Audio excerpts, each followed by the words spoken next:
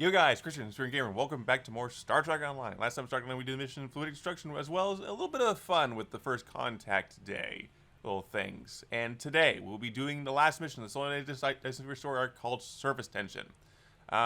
Before we get started, there's really nothing that I think that we need to go over that's pertinent to preparation, which seems to be a thing that I keep doing with these, but let's get started with it. There's no audio. Okay. Recent events have underscored the threat posed by the Undine, the native species of fluidic space. These aliens have controlled galactic powers, including the Federation, by using their shape-shifting and telepathic abilities. In an attempt to form a united front against this threat, I have called for a summit to discuss the means by which the various governments of the Alpha and Beta quadrants can detect and neutralize the Undine presence. The location for the talks will be at the Solonae Dyson Sphere. Control of this site is currently under dispute by the Federation, the Klingon Empire, and the Romulan Republic. However, I believe that the access to the sphere could be a secondary concern of the threat of the threat of Undine I speak. Your experience in this field may provide a valuable perspective, as well as by monitoring the influence. Please attend as a representative of the Federation. This mission can only be completed as a single player, so you gotta remember that. But we actually do get some really cool stuff. We get some a ground train and space trait, if we so choose, as well as some kits, including this, which is really interesting. The Counter Command Multi-Conduit Energy Relay. It's basically just a console that's, instead of boosting one energy type damage output to 4. Well, 3 if you really, well, 2. No, 2 if you actually consider radiation and photon projectile energy, which they aren't. But anyway, let's get started. And we're already at this place we need to go, so let's begin surface tension. Last time on Star Trek Online. We are fighting a war on multiple fronts. We have to consider the Borg, the Undine, and the Romulans, as well as the Klingons. I see now my deception has been exposed.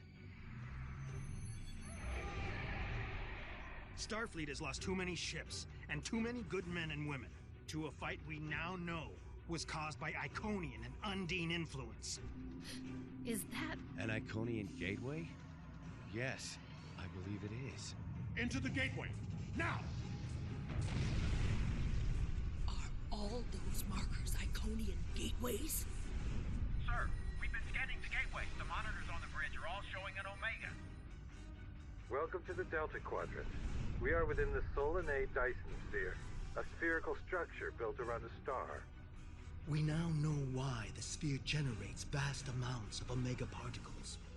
It is designed to use those particles as fuel to jump to any area of space. It now appears that the Jenolan Sphere had the same jump capabilities as the Solonae and moved to this location. You're not Cooper. We will repel the Undine and survive to warn the Alpha Quadrant of the renewed threat. The Undine are a threat to us all. I propose a summit. We must decide together what we must do to protect the Alpha Quadrant. Our disputes may need to be put aside in the face of a greater enemy. And now, the continuation.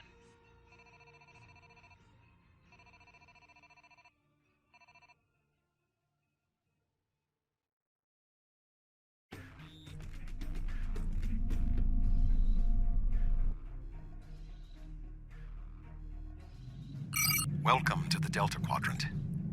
I will admit that I did not expect to be here with Voyager again. It is agreeable. Thank you for agreeing to attend this conference and supporting my position on the Undine. However, reaching a consensus today will be difficult.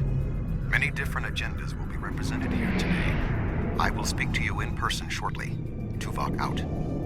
Welcome to the Solonae Dyson Sphere. Please beam down to these coordinates.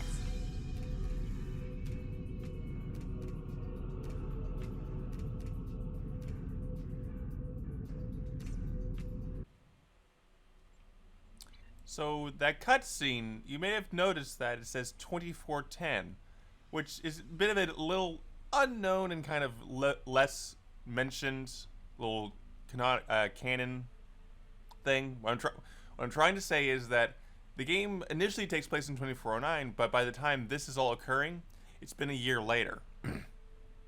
So that's kind of a cool little canonical thing that you might not have noticed right away. We need to talk to Captain Sean here. I'd say you're right on time, but it looks like everyone else wants to be fashionably late. We're still finishing preparations for the conference. And Admiral Tuvok is already there. The Klingon and Romulan delegates will arrive soon, so we should head inside as soon as you're ready. Lead on, Captain. You don't have to lead up. Well, God, it is. Let me see here. If I go too far ahead of him, I think he stops in place. Even if you're ahead of him. Probably doesn't matter anyway. The objective is to speak to Tuvok anyway. There he is. There's our lovely Vulcan there, right there. Thank you for joining us here. We need assistance with preparations for the conference. The Romulan and Klingon delegations are still in private deliberations, but other delegates are arriving. Several preliminary tasks remain before we can begin the presentation. Your support in this matter would be appreciated. Okay, so we can set up security teams. So we can call down for security teams from our own ship, which is actually really cool. And we need to delegate these tasks to these 3 crew members. Where do you want me posted, sir? You can send them to anywhere. You really can send them to anywhere you want. Posted, sir? Which one was it? Oh, Where do you want me okay. posted, sir? You can send them anywhere you want. Doesn't really matter where you send them. You can actually send multiple people to the same place. But yeah, there's really no point to that actually, because it's just novelty. It's just to pedal out the mission longer. Because I should mention right now before we go any further, this is a long mission. I mean, like 45 minutes long. But we got an argument over here between a Cardassian. This Cardassian thug is trying to push Bajor out of this conference. We have as much of a right to be represented here as any other world, more than the Cardassians. They're not even part of the Federation or the Klingon Empire. I simply inquired about the ambassador's presence at the conference. After all, Bajor is a member of the Federation. Ambassador Sugihara is capable of representing them, along with the Deltans, Andorians, Vulcans, and everyone else, even the Tellarites, though I suspect they'd argue that point rather robustly. I thought Federation membership meant Starfleet would look out for Bajor's interests. Obviously, I was wrong. I simply inquired about the ambassador's presence. Indeed.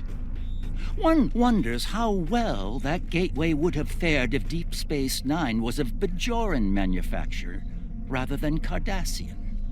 The Federation's track record on wormhole security is far from ideal. One only needs to consider the multiple Dominion occupations of the station for proof of that point. The Federation has never made a policy of preventing member worlds from overseeing their own interests in conjunction with Federation efforts. Or is Bajor going to be treated differently than other member worlds? Well said. Perhaps there's hope for this conference yet. I'm quite willing to put this disagreement behind us in the interest of the bigger picture. The preliminary tasks are complete. You should speak with Admiral Tuvok again. So that was a bit of a weird side thing. There's literally no way to fail it unless you just don't do it at all, what's the point? Okay, that's not supposed to happen. Thank you for your assistance. Please take the opportunity to speak with the various delegates. Having an understanding of the positions of each representative will facilitate more effective negotiations. Actually, Tatan's sitting over here, so we'll talk to him first because he's the most convenient, I suppose. Thank you for the invitation.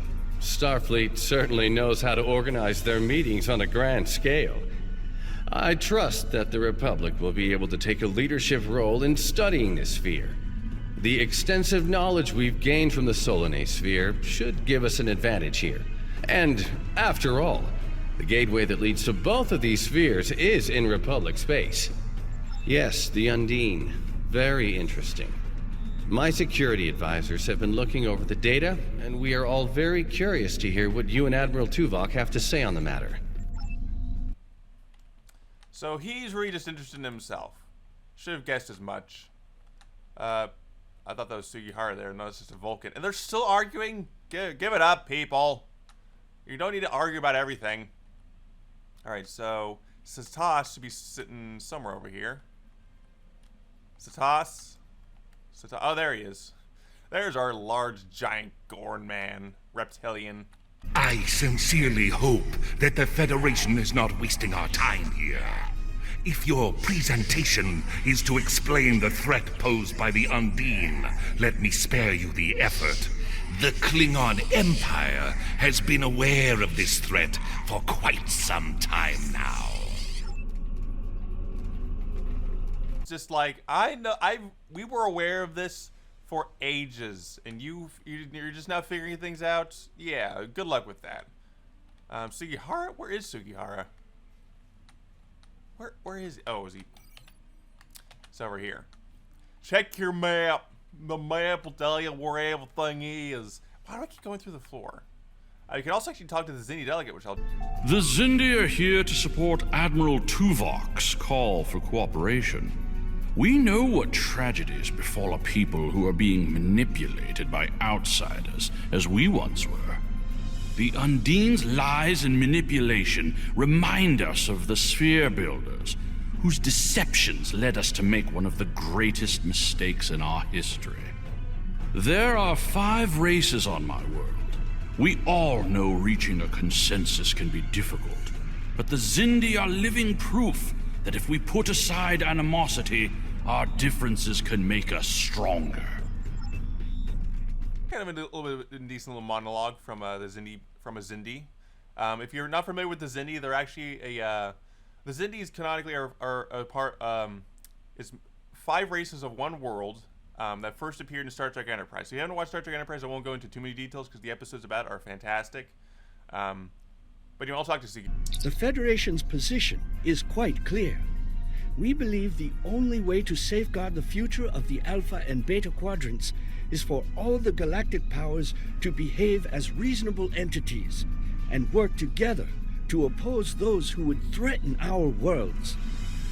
It doesn't matter if that threat comes from the Undine, the Borg, or the Iconians. The response is the same. You've spoken with representatives of all of the delegations. You should return to Admiral Tuvok. Tuvok? We are almost ready to begin. Will you complete the final preparations for the conference while I speak to Captain Sean? After that, your assistance in encouraging everyone to take their seats would be appreciated. So now we need to change the room using this little console sitting over here. Reconfigure room. And it does this. Just that. Alright, tell delegates to get to their seats. I'll just jump right up here. It seems that I'm going to skip over any monologues that they have for this because we don't have time for that. This doesn't really need to be said. Yeah, don't rush me. Oh, don't rush me. Oh, don't rush. Okay, I'll stop that. I do the voice a lot. I won't do it now. Yes, I'll take my seat. Okay, Mr. Xindi, go take your seat. It's time to go get buttered toast. You can start the presentation from the control console. Alright, so this is going to be a bit of a decently long cutscene, so I'm going to be quiet for the next little bit, and I'll be back when the presentation is over. Alright, start the presentation. The Undine represent a clear and present danger to not only the Federation, but also the Klingon Empire and Romulan Republic. The damage done here by a mere handful of ships is clear evidence for the need for cooperation. With respect, Admiral, the Romulan Republic is quite capable of leading exploration and security measures here, just as we have led efforts to secure the Solonae Sphere. My militia... I find it interesting that the Federation suddenly has concerns about the Undine now. Where was the Federation when the Empire discovered Undine infiltrators in the Alpha Quadrant? Or is the Federation only interested now the Undine threatens something you Given want? the exceptionally complicated nature of such... Ambassador, given what we now know, that was a mistake. The Empire recognized the Undine threat years ago. We didn't. You admit you are wrong? The evidence provided by Admiral Tuvok and his team is sound. Thank you, Captain Sean. However, dwelling on past mistakes will not solve the problems of the present. Our fleet stands ready to protect both spheres from the Undine. The Undine can wait. We have more important business to discuss. Who owns this sphere? I represent a consortium of businessmen on Ferenginar. We are prepared to invest significant venture capital into transforming this sphere into a vacation destination to rival Risa. I have a proposal of 500,000 bar of... What's that? Tuvok to Voyager. Report. A massive fleet of Undine vessels just appeared from a rift. They're setting a course for the gateway. The Undine? What do they want? Unknown. Direct to Lisette. Track their course. Enterprise to Captain Sean. We're receiving a distress signal from Earth's space dock. Sean to Federation Fleet. Red alert. Prepare for immediate departure. The Federation is our enemy, but the Undine attack like assassins in the night. We will crush the Kamiku!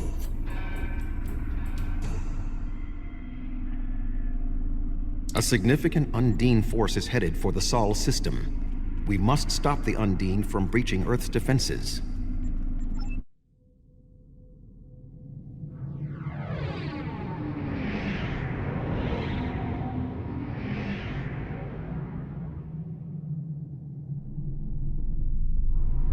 Species 8472 is already boarded Earth space dock. Once we are through the gateway, we must render assistance as soon as possible.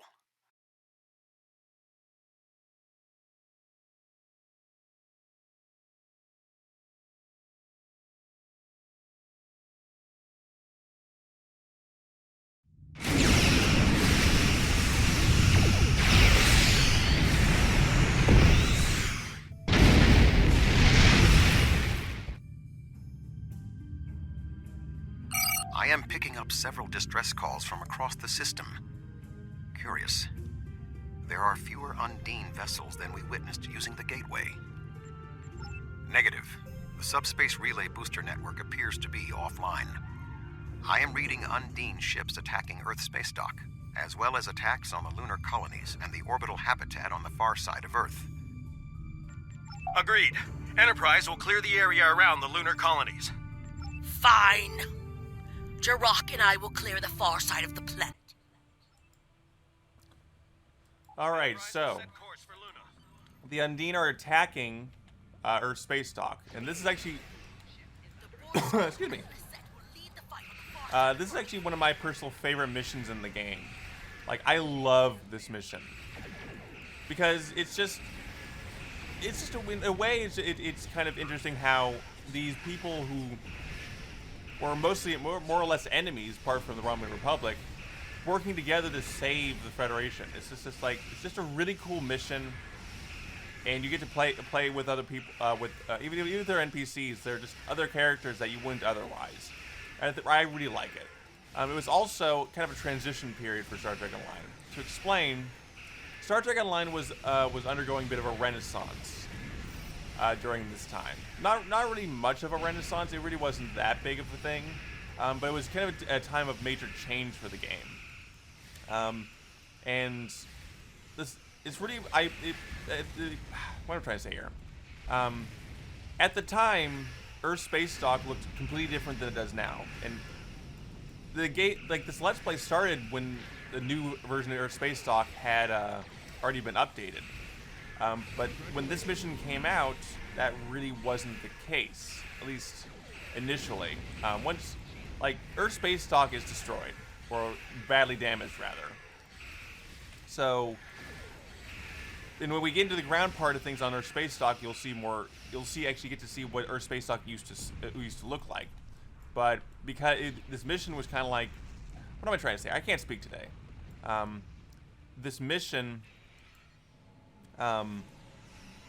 initiated kind of a major redesign for the interior of our space dock, a design that I actually prefer to this day. But when we get in there, we actually get to see what it used to look like, more or less. So this is a really cool mission. But anyway, there's a lot of enemies to take out here. So when we get to the next waypoints, I'll get back to you on that one.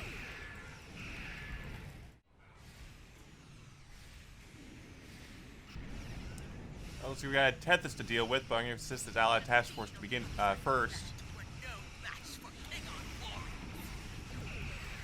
So the Tethys is very difficult to deal with. I don't remember exactly, it's been a while, but you remember that the first mission that we did, like the first main mission after the tutorial, where we were fighting the Undine? That actually wasn't a Tethys, it was actually a Villa. And now we actually get to fight a Tethys for the first time here. If you thought that first one was that first Undine was difficult, then think again, because the Tethys is second to none in everything that they have, and that's why it's a dreadnought.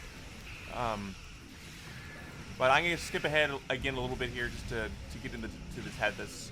Actually, no, there it is, right there. Never mind.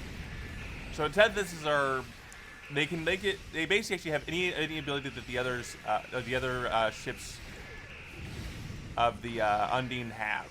I'm gonna use the Tetragon beam here, or Tachyon beam. There we go. Wear off on his shields. Don't get away from me. You don't get away from me. What is this one? Do I forget? Tactical initiative. Yeah, that'll be good. Now we're all wailing on him. 20, 18, 14, 13, 11, 10, 7, 7, 6, 5, 4, 3, 2, 1. There we go. Let's have the Borsky and the Lasseter here to help. Oh, there's one more Villa. Okay. They're going to go down. There we go. Wait, hold on. One more Dromius. Now we get to go into our space dock. And we're actually going to get to see what it used to look like. And boy, you'll gawk at what it used to look like. All right, I'm going to skip that because it's not really pertinent. It's just saying, oh, we got damaged. We're going to beam down. So this, yeah, we're going to get to see what the Earth space dock used to look like. Earth's space dock has sustained severe damage from multiple Undine boarding parties. We must locate Admiral Quinn. The most expedient path to the Admiral's office is through those doors. Our mission objectives are clear. We must ascertain the whereabouts of Admiral Quinn and expel all Undine boarders. Teams from other ships, including some Klingon and Romulan vessels, have beamed to lower decks.